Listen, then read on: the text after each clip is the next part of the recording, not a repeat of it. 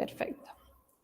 Bien, ya hemos visto, o lo que hemos estado viendo es la evolución del sistema respiratorio, los órganos del sistema respiratorio, la mecánica respiratoria, cómo se produce la respiración, cómo se produce el intercambio de gases. Lo que nos queda ver ahora es la regulación de la ventilación, es decir, cómo controlamos esa regulación y a su vez hay un equilibrio ácido-base en nuestro cuerpo que participa el sistema respiratorio y circulatorio para llegar a mantener ese equilibrio principalmente en el torrente sanguíneo. Entonces vamos a ver esta parte de regulación de la ventilación. Como nosotros sabemos, ¿sí? Parte de la respiración tiene que estar controlada por la contracción y movimiento del diafragma de los músculos intercostales. Pero de forma general, ¿cómo va a estar regulada? Va a estar regulada por lo que se denomina el bulbo respiratorio, que se va a encontrar en la base del cerebro. Cuando nosotros vimos sistema nervioso, mencionamos que si una persona recibía un golpe en esta zona, moría inmediatamente porque perdía la capacidad de la respiración y a su vez la de los latidos del corazón. Entonces a esa zona la vamos a llamar bulbo respiratorio, que va a controlar, ¿sí?, la respiración a través del nervio frénico que se va a encontrar en la musculatura respiratoria, ¿sí? Es la que va a estar en contacto y por lo tanto va a regular de forma rítmica cada 4 o 5 segundos la respiración. Nosotros sabemos que gran parte de la respiración es involuntaria y hay una parte que es voluntaria, que nosotros podemos respirar profundamente o liberar el aire de nuestros pulmones a conciencia. Pero generalmente... Profe, ¿la imagen anterior está en el cuadernillo? Sí, esta la tienen en el cuadernillo. Está, ya les digo, al final. Está casi al final. Esta la tienen en la página 23 en odonto y técnico la puede tener en la página 22. Gracias. De nada. Bien, entonces, a este bulbo respiratorio o el centro respiratorio vulvar lo vamos a dividir en dos grandes grupos. En un grupo respiratorio dorsal, que es hacia atrás, ¿sí? Si nos acordamos las divisiones anatómicas que hemos estado viendo, que este va a tener como en control o función principal la ciclicidad, es decir, los tiempos en que los músculos se contraen para que ingrese el aire, que dure la inspiración, y el tiempo en el que dura la expiración. Y los grupos de respiratorio ventral, que son los que están hacia adelante, van a tener la duración o la amplitud del ciclo. ¿Qué quiere decir esto? Perdón, no la duración, sino la amplitud del ciclo. Van a regular el volumen de aire que ingresa o que egresa de nuestro cuerpo. Siempre y cuando lo estamos hablando de forma involuntaria, ¿sí? No el que hacemos nosotros voluntariamente. Entonces vamos a tener como varias formas de organización. ¿Quiénes van a responder? Estos dos mecanismos a la par, en conjunto, van a estar integrados, pero cada uno tiene una función particular. Después tenemos... ¿Esos dos son involuntarios?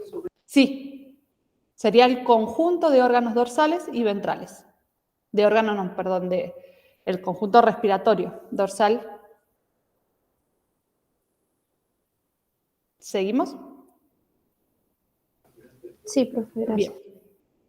Entonces, yo para controlar algo necesito tener un parámetro, medir de alguna forma para saber si los valores están fuera de lo que denominamos normal.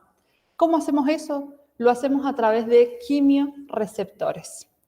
Tenemos distintos tipos de quimioreceptores. Al hablar de quimioreceptores, son receptores que van a reconocer sustancias químicas o o una alteración de alguna molécula, concentraciones de sustancias químicas.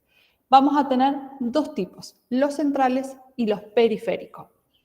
Los centrales va a ser, por ejemplo, este que está acá, este de acá arriba, va a ser el quimioreceptor central. Y dentro de los quimioreceptores periféricos vamos a tener el del cuerpo carotiideo, que es el que está acá abajito, estaría como segundo, y el otro es el quimiorreceptor del callado de la aorta, que se encuentra acá en el centro. Después también tenemos otros quimiorreceptores que son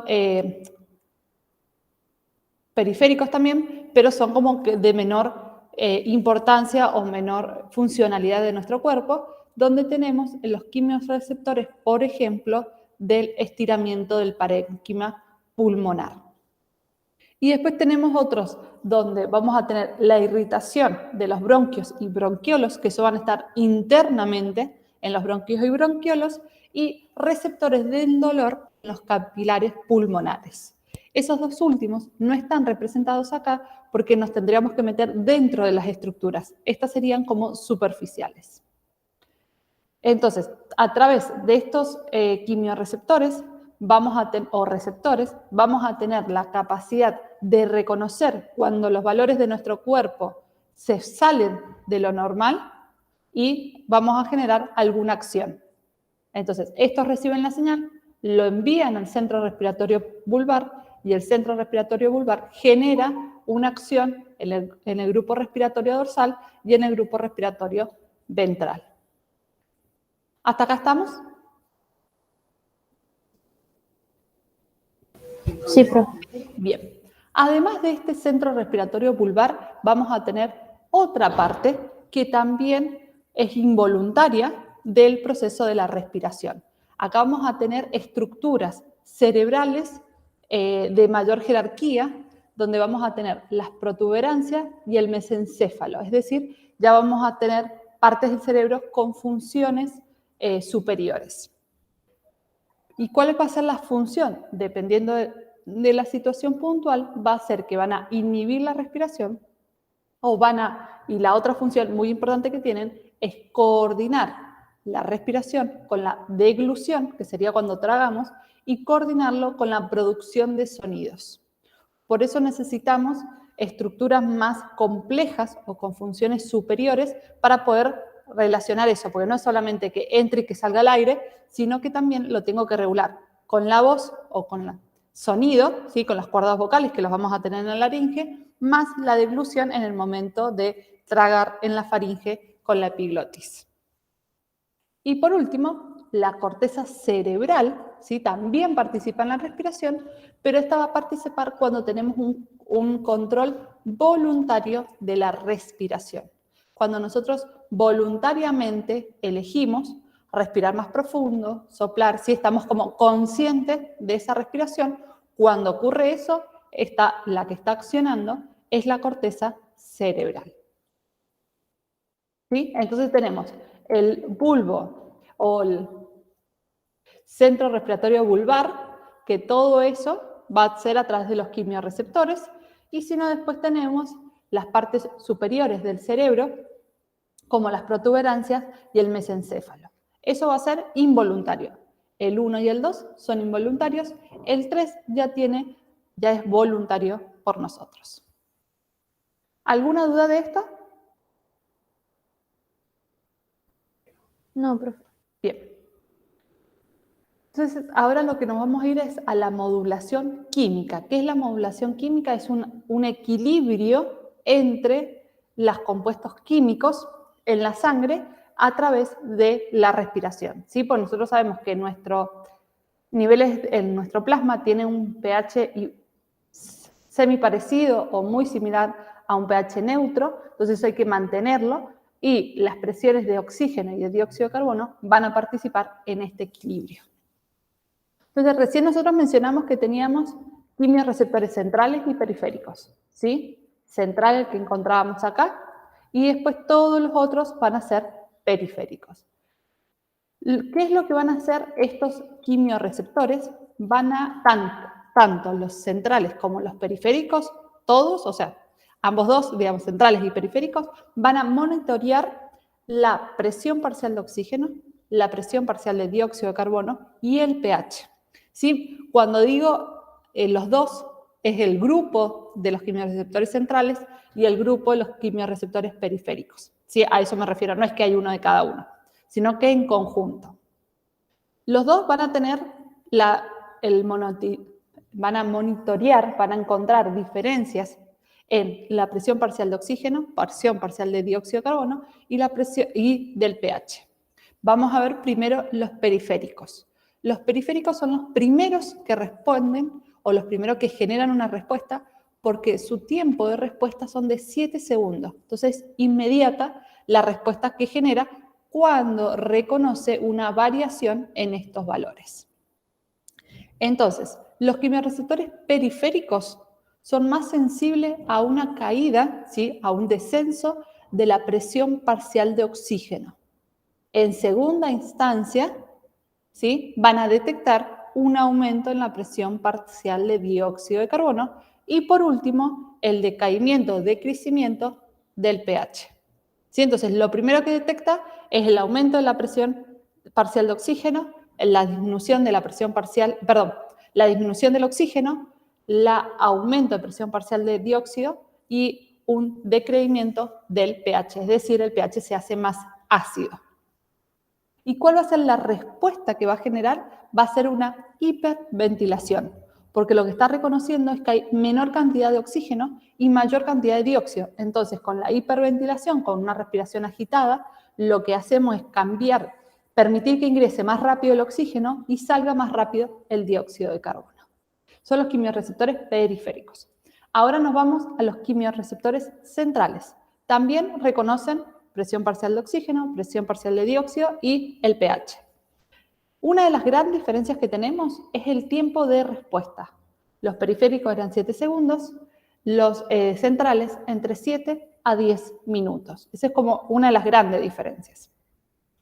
Y la otra diferencia que tenemos es que tienen como prioridad o son más sensibles de manera diferente a los periféricos, ¿sí? Pero siempre es la misma situación. Aumento del dióxido de carbono, disminución del oxígeno, disminución del pH. Pero va a ser en distinto orden. Los centrales van a ser más sensibles al aumento del dióxido de carbono. Lo primero que van a detectar es el aumento del dióxido de carbono. Luego, el decrecimiento del pH y como en una segunda instancia o una tercera instancia va a ser la caída de presión de oxígeno. ¿Sí? En ambos casos pasan los mismos eventos, nada más que cada uno reconoce más rápido uno u otro evento. ¿Se entiende esto? Sí, profe. Sí, bien. Entonces, como son los mismos eventos los que van a ocurrir, la respuesta va a ser la misma, hiperventilación. Pues necesito que ingrese mayor oxígeno y salga mayor dióxido de carbono. Por eso la respuesta es la misma, lo único que cambia es el orden o la sensibilidad de los quimiorreceptores. Pero todos van a reconocer esos cambios. Bien. Entonces, hasta acá estaríamos el equilibrio o el mecanismo, ¿sí? Nosotros internamente, cuando nuestro cuerpo reconoce alguna de estas acciones, va a empezar a respirar de forma más agitada, voluntaria o involuntariamente, ¿sí? Cuando nosotros salimos a correr de la nada, a veces lo hacemos nosotros voluntariamente porque como que nos sigue faltando, pero el cuerpo solo va a generar una hiperventilación de forma involuntaria. Y este cambio en el pH, cambio en, en las presiones de dióxido de carbono y en las presiones de oxígeno, va a generar una variación en lo que llamamos el equilibrio ácido-base.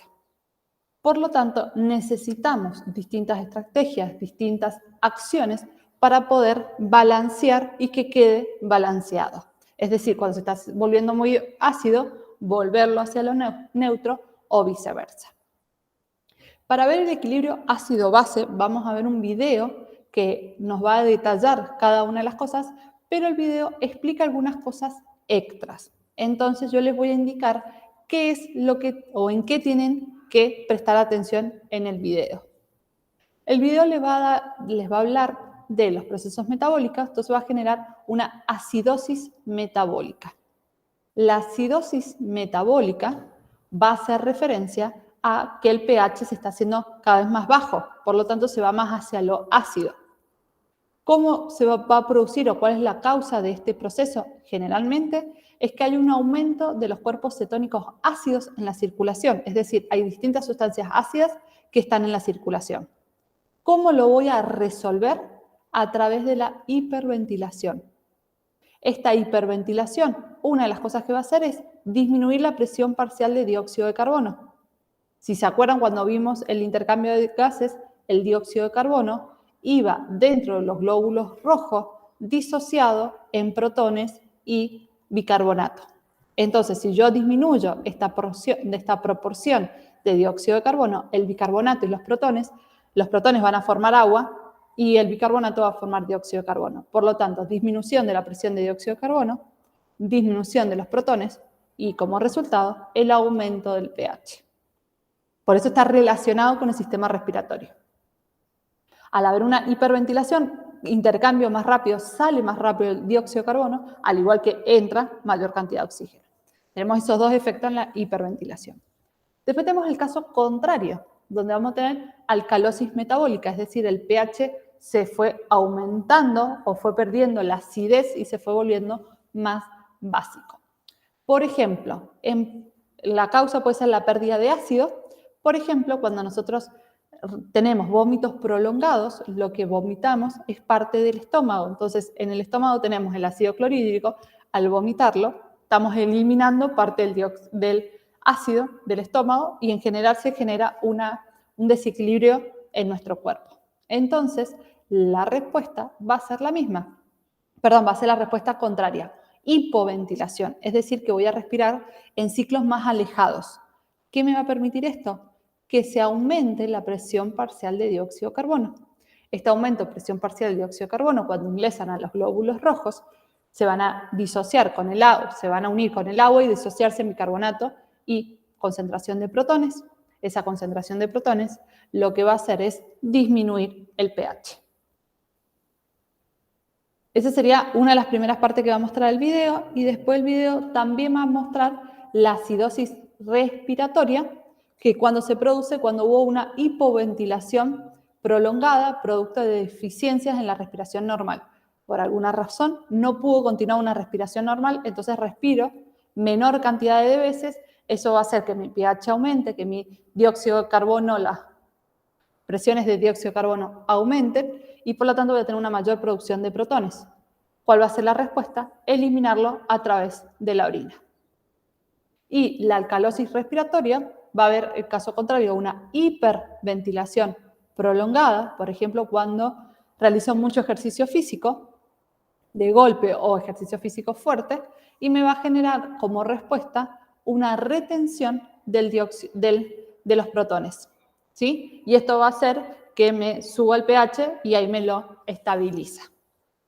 Y por último, en sus cuadernillos, estoy viendo si es cuadernillos o en los apuntes, no, perdón, en los apuntes tienen este último esquema y lo que va haciendo es cómo va variando la concentración de protones en las distintas situaciones del cuerpo. Cuando es normal, ¿qué es lo que está ocurriendo? Cuando es alto, vamos a tener la acidemia y los dos tipos de acidosis, y cuando es bajo, alcalemia, y vamos a tener los dos tipos de alcalosis respiratoria. ¿Se entendió hasta acá? ¿Alguna duda? Profe, ¿puede volver a la diapositiva anterior? Sí.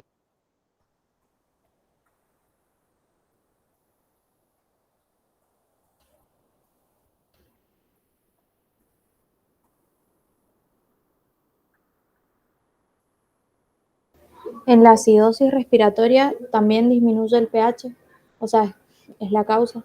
Exacto. No sería la causa, pero sí, digamos, sería como una causa secundaria, o un efecto secundario sería. Pasaría lo mismo que en la acidosis metabólica y en la alcalosis metabólica.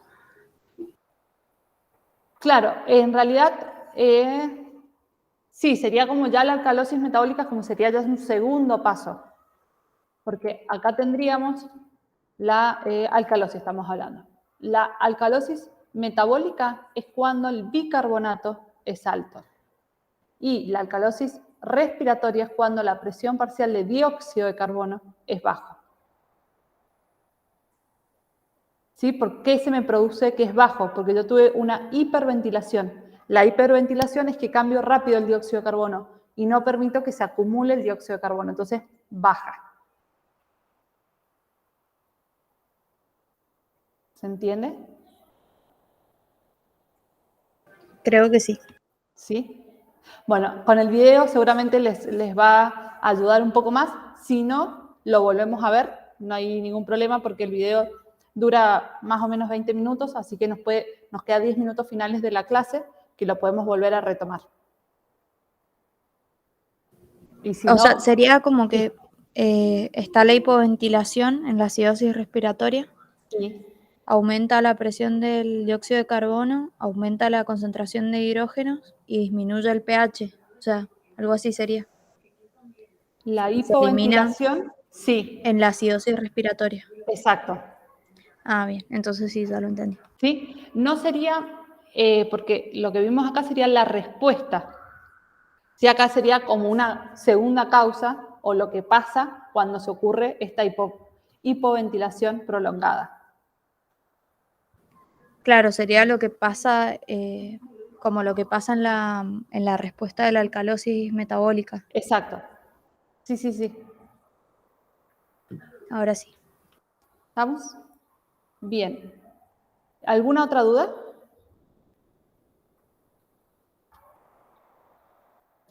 Por mí no. Bien. Perfecto.